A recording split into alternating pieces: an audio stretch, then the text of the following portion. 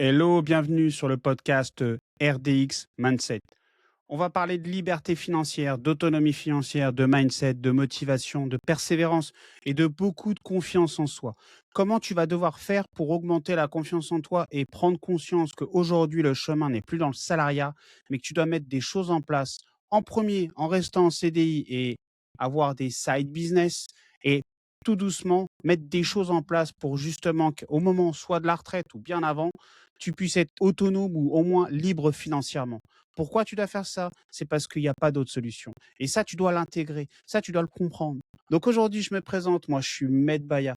Je vais partager un petit 10 minutes, un quart d'heure, peut-être 20 minutes si j'ai la chat. On verra. En tout cas, merci à toi d'écouter ce podcast. Mais déjà, j'ai juste une question en premier à te poser. C'est quoi la différence entre un propriétaire et un locataire? Et pas forcément un propriétaire d'un appartement, juste un propriétaire vs un locataire. Est-ce que tu peux me donner une réponse? Je te laisse 2-3 secondes pour y réfléchir. 2-3 secondes. Eh ben, tu vois, voilà, tu as réfléchi, tu as apporté les solutions. La différence entre un propriétaire et un locataire, c'est que tu en as un qui utilise son temps contre de l'argent. Je te laisse deviner, c'est le locataire. Son temps vaut, je sais pas moi, 10, 15, 20 euros de l'heure et peut-être parfois plus. À l'inverse du propriétaire qui lui a mis une somme de départ, il a investi et après derrière, bah, il récolte les fruits. Tu vois? Il a investi et son argent travaille pour lui. Juste ça, ça doit faire réfléchir tout le monde.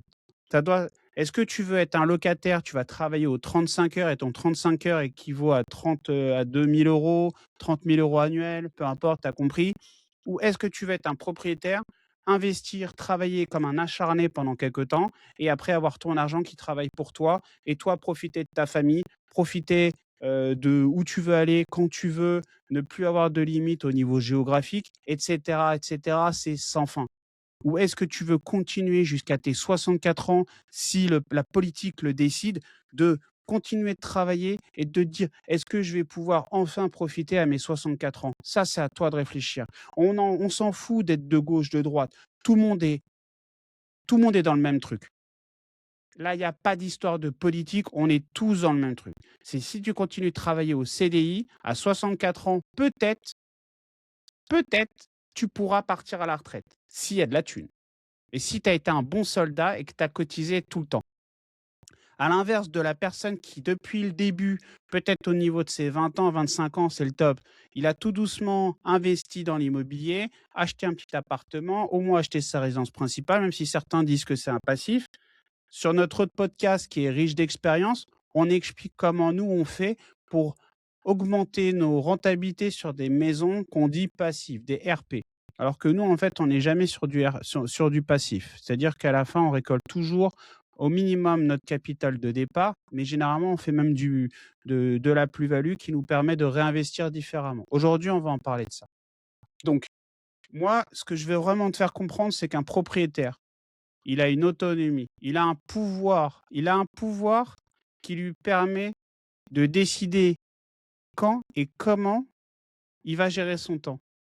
Ça a pas de prix ça, ça a pas de prix. Tu as certains qui vont dire: «Oui, mais les loyers impayés, oui, mais la taxe foncière, oui, mais ceci». Il y a toujours des «oui, mais». Et la différence, et là, tu vois, j'ai marqué quelque chose. La différence entre toi et celui qui réussit, c'est pas le talent, c'est le passage à l'action. Il y en a un qui perd pas son temps, qui passe à l'action, et l'autre qui est en train de oui mais et qui fait jamais rien de sa vie, qui attend 64 ans et à 63 ans, 60 ans, il y a un politique carré qui dit: ah bah écoutez, l'âge de la retraite est repoussé, hein, il faut travailler jusqu'à 70. Et là, tu es cassé de partout et tu te dis que tu dois empiler pour 7 ans. Bah, tu es dégoûté de la vie. Alors que tu as quelqu'un qui a mis en place des choses toute sa vie, on lui a dit: «Ouais, ça le propriétaire, ça le ceci».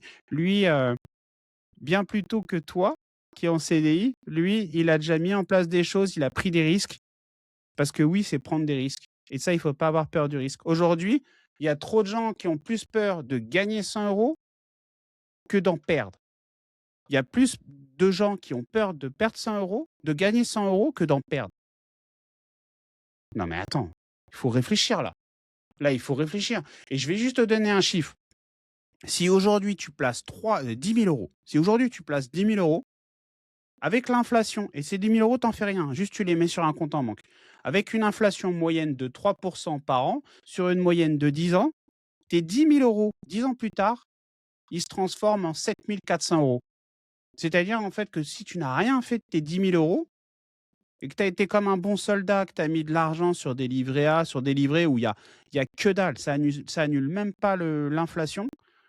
Tu as mis cet argent-là, donc on revient sur nos 10 000 €. À la fin, tu as 2 600 € au bout de 10 ans qui se sont envolés.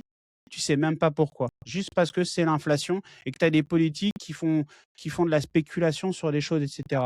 Donc moi, je te donne juste un conseil, mets des choses en place. Arrête d'écouter, arrête de croire les politiques, peu importe le pays. Arrête de croire, mets des choses en place. Tu vois, euh, psychologiquement, je te disais qu'on avait plus peur, on a plus peur de mettre des choses en place que de rien faire. Parce que les choses que tu vas mettre en place, c'est un risque. Alors qu'en fait, le risque, c'est ce qui paye. Acheter les problèmes des autres, c'est ce qui paye. Moi, j'ai commencé dans l'immobilier, j'ai acheté des problèmes. J'ai acheté du squat, j'ai acheté des travaux, j'ai acheté des choses où en fait personne ne voulait y aller parce que des gens ne voulaient pas faire. Mais au final, quand tu prends plusieurs dizaines d'années derrière, bah, aujourd'hui, je suis bien content d'avoir été un petit peu fou dans ma tête et d'avoir fait ce que j'ai fait. Parce que si j'avais continué aux 35 heures, si j'avais continué dans mon petit CDI, aujourd'hui, je serais, à la merci de mon patron qui me dit de venir travailler le dimanche parce que j'ai pas d'autre choix. J'ai besoin c'est une journée qui est payée double. Donc je vais accepter parce que je crois qu'en fait, je vais gagner plus. Le problème, c'est que quand tu crois que tu vas gagner plus, tu augmentes ton train de vie. C'est-à-dire, en fait, que tu changes de quartier, tu te mets dans un quartier un peu plus stylé, tu achètes une voiture qui est un peu plus chère, tu te payes des choses, des sapes, des fringues, des baskets qui sont plus chères, parce qu'en fait, tu as aucune culture, tu as aucune mentalité financière. Tu as tellement tu regardes la télé, tu regardes BFM, tu te dis: «OK, c'est comme ça, c'est ça la vraie vie». En fait, non, c'est pas ça la vraie vie. Tu es pas obligé d'aller acheter des Air Max à 200 balles, tu es pas obligé d'acheter une BM à, je sais pas, à 40 000, 50 000 quand tu touches le SMIC ou un petit peu plus. Et pareil pour le quartier. Tu peux trouver des quartiers qui sont plutôt sympas, mais tu es pas obligé d'aller taper dans le quartier top top. Tu peux avoir trouvé des intermédiaires. Un style, est-ce que tu as besoin d'une maison de 200 mètres carrés? Ça, je suis pas sûr. Est-ce que tu as besoin d'un appartement de 30 mètres carrés? Ça aussi, tu as un juste milieu, tu vois? Et tout est fait comme ça dans la vie. C'est-à-dire que quand tu augmentes tes revenus, bah, toi, derrière, il faut que tu réduises au maximum tes dépenses pour que justement, tu augmentes ta marge et tu mettes des choses en place. Et là, tu vois, je vais te donner des stratégies et je vais te donner un plan en 3 étapes. Déjà, il va falloir juste la première étape, c'est quoi? Tu es dans ton CDI, tu travailles, tu te prends pas la tête. Il y a pas de honte, c'est ce qu'il faut faire. Mais tu vas trouver un bouclier contre l'inflation. Donc je te rappelle, tu te rappelles les 10 000 €, 3%, au bout de 10 ans, il reste que 7 400 €. Est-ce que c'est normal? Non, c'est pas normal. Bah, moi, je vais te donner des solutions, en tout cas, je vais te donner des idées et que toi, tu vas devoir explorer. Et l'une de mes premières idées, c'est juste qu'il va falloir que tu trouves un domaine qui te plaît. Un domaine qui te plaît, qui te parle. Pas forcément qui te plaît, c'est peut-être pas le bon mot, mais en tout cas qui te parle. Tu vois? Tu as des gens moi je connais un mec qui fait des crêpes, tu vois? Donc il s'est acheté une crêpière et il fait des crêpes. Je connais un autre, il fait de la poterie. Je connais un autre, en fait, il fait des dessins. Je connais et tu vois? En fait et du coup, à côté de leur CDI, ils ont commencé à mettre en place, heu, leur temps contre de l'argent. C'est la première étape malheureusement. Tu es obligé de créer quelque chose et que tu vends, tu vois? C'est la première étape, ce qu'on appelle un side business, un business à côté de ton travail. Tu vas choisir une compétence, peu importe. Moi, je te dirais, ce qui est bien, c'est de pouvoir multiplier cette compétence. Donc, je reviens. Tu vois, par exemple, les gens qui font de l'argent en ligne, les gens qui vendent des formations en ligne, alors, il n'y a pas que des charlots. Il y a des gens qui ont vraiment une compétence et quelque chose à partager. Par exemple, si tu donnes, je sais pas moi, tu as une expertise particulière, un conseil particulier, bah, en fait, tu peux faire une formation, 30, 40 euros, et que cette formation-là, tu la vends. Et après, il y a pas de limite, tu vois? C'est pour ça que j'ai donné des sommes basses. Après, tu fais du volume. Mais tu vois, en fait, avant de vendre, il faut que tu te formes. Donc ton objectif, pendant 1 mois ou 2 mois, ça va être de te former au minimum 1 heure, voire 2 heures par jour sur la compétence que tu veux développer et surtout qui est derrière. tu vas vouloir vendre pour faire ton side business. Donc pendant 1 mois ou 2, tu trouves une compétence et tu te formes tous les jours. Quand je te dis te former, au lieu d'écouter de la musique dans ta voiture, au lieu d'écouter, je sais pas moi, la radio avec des gens qui sont là à crier ou des gens qui racontent de la merde, faut dire ce qui est, et ben tu te formes. Tu écoutes des podcasts, tu regardes des vidéos YouTube ou du moins tu les écoutes dans ta voiture. Ton temps mort, que ce soit à la salle ou que ce soit alors pas forcément à la salle, mais que ce soit dans des endroits où tu as un temps mort, ce temps mort, utilise-le pour te former 1 heure ou 2 par jour. Une fois que tu as développé une compétence, cette compétence-là, tu fais un plan et tu essaies de la vendre. Tu essaies de la vendre, c'est ta deuxième étape. Tu trouves ton business et tu le vends. Et pendant 1 mois ou 2, tu t'es formé. Et une fois que tu fais des gains, et là, c'est là où ça va être le plus difficile pour tous. Au lieu de claquer tout pour améliorer ton train de vie, etc., à ce moment-là, il va falloir que tu réinvestisses. C'est-à-dire que soit tu réinvestis dans des actifs. Actifs, je te le rappelle, un actif, c'est quoi? Un actif, c'est quelque chose qui va prendre de la valeur dans le temps, qui va t'en rapporter même. De l'immobilier, bien investi, de la bourse, toujours bien investi. Donc, il va falloir aussi que tu te formes et que tu écoutes des choses qui vont te permettre, toi, de récolter des petits bébés, des petits sous, ce qu'on appelle les intérêts composés, de l'argent. euh, et des choses qui vont te permettre d'améliorer ta vie, mais pas tout de suite, dans le futur. Ce que tu fais aujourd'hui, c'est comme des légumes et des fruits. Ce que tu plantes aujourd'hui, tu auras les gains que dans quelques mois, dans quelques années. Et ça, c'est ce que tu dois penser, c'est le cycle de la vie. Si tu n'es pas dans ce schéma-là mental, ben en fait, là aujourd'hui, ça va, tu as 20 ans, 30 ans, 40 ans, mais quand on aura 60, et que tu auras des enfants qui auront besoin de toi et que tu seras en CDI avec un salaire à 2 000 à 3 000 € et que tu seras tellement ric-rac parce que tu as augmenté ton train de vie que tu seras même pas en capacité d'aider tes enfants pour leurs études ou juste tout simplement de les aider, bah, tu repenseras à moi. Et tu diras: «Putain, c'est vrai qu'il y a 10 15 ans, j'ai écouté un pauvre gars qui s'appelait, Med Baya sur un podcast qui disait ça. J'aurais dû l'écouter».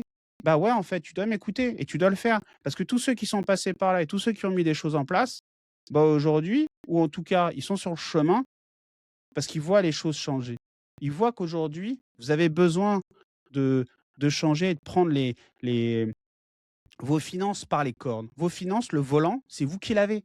Si vous le laissez à quelqu'un, en fait, lui, il va vous orienter vers son intérêt. C'est comme si tu fais, je sais pas moi, tu es dans une brocante, tu vends un truc et c'est la personne qui est en face de toi qui détermine le prix, les conditions, et cetera. Mais en fait, l'objet, il est à toi. Alors bien sûr qu'il y a un prix en fonction de l'offre et la demande, mais si tu ne veux pas vendre, ne vends pas. Par contre, si tu veux vendre, effectivement, il y a un marché. Mais le marché, c'est toi qui peux le créer par rapport à ce que tu as, ce que tu possèdes. Et du coup, on y vient. C'est toi qui dois avoir les rênes de ta vie. Si tu laisses les autres décider pour toi, déjà en termes de confiance en toi, tu vas rien faire parce que tu es mort dans le film. Mais en plus, si tu prends pas tes responsabilités, qui va les prendre à ta place? Et je te pose la question, qui va les prendre à ta place? Et pour ça, tu sais, je vais te donner un petit tips par rapport au side business. Le petit tips, il est tout simple. Quand je vais te le dire, tu te dis: «Ah ouais!» En fait, c'est juste, il faut que tu trouves un problème. Trouve un problème, propose une offre pour le résoudre. Tout simple. Tu trouves un problème, tu trouves une offre pour le résoudre. Basta, il y a rien d'autre. Tu as pas besoin de te prendre la tête et cetera. Tu es sur un marché où les gens, ils ont besoin, je sais pas, ils parlent pas la langue, toi parle la langue et fais l'intermédiaire. OK, aujourd'hui, il y a des lunettes et cetera, mais ça va pas remplacer le vrai, et on dit en train de dire l'IA, mais l'IA, ça ne peut pas tout remplacer et ça, il faut que tu comprennes une chose, c'est que l'IA ne peut pas tout remplacer et ça, il faut que tu crois en toi pour comprendre ça. Parce que si tu crois pas en toi, en fait, tu vas rien faire. Donc je continue et je termine surtout. J'aimerais qu'en commentaire j'aimerais qu'en commentaire vous me dites quelles sont vos barrières numéro un pour vous empêcher de passer à l'action. Qu'est-ce qui aujourd'hui fait que vous restez en CDI, que vous êtes bien dans votre CDI et qu'après vous êtes là à croire que les élections, que ce soit municipales, présidentielles, etc., vont pouvoir faire quelque chose. Moi aujourd'hui, je me rends compte que quand je reçois dans ma boîte aux lettres, et tu vas voir que c'est abusé, quand je reçois dans ma boîte aux lettres les lettres de, je sais même pas comment ça s'appelle, tu sais, là, il va y avoir les municipales, qu'on voit que, tu reçois et qu'aujourd'hui, il y a même plus à part un certain groupe, d'extrêmes qui assument totalement et franchement, moi, je les respecte, hein, parce que même si je vote pas pour eux, je les respecte. Les autres, il y a plus aucun parti inscrit sur leur tract. Pourquoi? C'est parce qu'en fait, les mecs, ils ont vu qu'ils étaient cramés. Ils ont vu qu'ils sont cramés, donc en fait, ils veulent pas que nous, on croit qu'ils appartiennent à tel ou tel parti politique. Donc ils ont même plus confiance en eux, parce qu'ils nous ont tellement, menti. Donc c'est pour ça qu'aujourd'hui ce podcast, il doit t'aider. Aujourd'hui ce podcast, j'ai un ton qui est, heu, peut-être agressif, peut-être orienté offensif, mais c'est parce que tu dois être comme ça. Eh, arrête d'attendre. Tu n'as plus le temps. C'est aujourd'hui que tu dois mettre. L'histoire des demain, des trucs, ça sert à rien. Plus tu vas attendre et plus tu perds de l'argent avec. Rappelle-toi, au début du podcast, je t'ai parlé des 10 000 € avec l'inflation à 3% de moyenne par an. Eh, je l'invente pas, hein. Tu vas sur l'INSEE, tout ce que j'ai dit aujourd'hui, toutes les sources, elles sont disponibles sur internet. Utilise Gemini, tu perdras un peu moins de temps. Allez, c'est de la pub gratos pour eux. Tu vois? Il faut vraiment qu'aujourd'hui tu comprennes que le temps, c'est de l'argent pour toi. Le temps, c'est une perte d'argent et ça, tu dois le comprendre. Je te dis à jeudi sur le podcast avec Nico, riche d'expérience. Heu, on va parler d'investissement immobilier, bourse, entrepreneuriat et moi, je te dis à la semaine prochaine, à lundi avec un invité peut-être ou sinon tout seul pour tout ce qui est mental. La semaine prochaine, on fera un podcast vraiment plus orienté motivation. Aujourd'hui, c'était vraiment plus orienté bouge-toi, passe à l'action sur quelque chose. Prends soin de toi, c'était Mehdi, riche d'expérience. N'oublie pas de liker, de partager et bienvenue sur RDX.